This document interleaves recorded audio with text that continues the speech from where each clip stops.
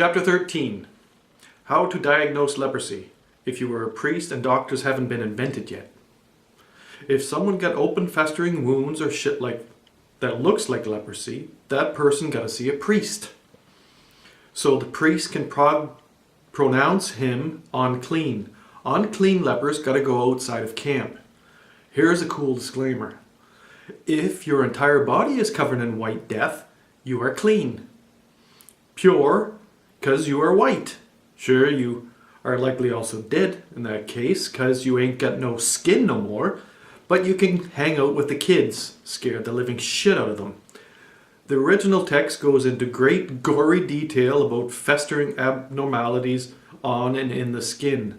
It's alright for a man to go bald. It ain't leprous if it ain't got no eruptions and shit.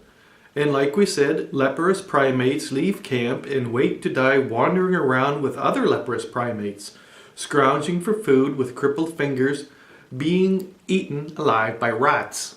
Verse 45 is for the person with leprous afflictions, his clothes shall be rent, his head shall be left bare, and he shall cover his upper lip, and he shall call out, unclean, unclean. He shall be unclean as long as the disease is on him. Being unclean, he shall dwell apart. His dwelling shall be outside the camp. End quote. Fuck 'em. God must have not liked them. They did a sin. Spend your resources on war and priestly depravity. For God's sake, don't take responsibility for learning of a disease and the finding of a cure. No, fuckwit, believer. Make some more laws and weapons. Science and medicine are in opposition to keeping your bloody fingers from the tree of knowledge. Yeah, I think we should mention the tree of knowledge one more time.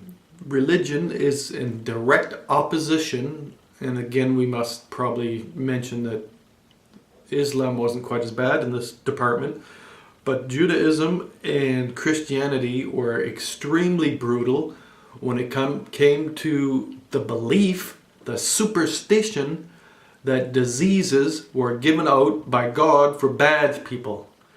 Diseases don't know fuck all. I mean, they might know things, but they're at a very different level. Their idea of survival is much different than ours. And the more we know about them, the better. The more we know, the better.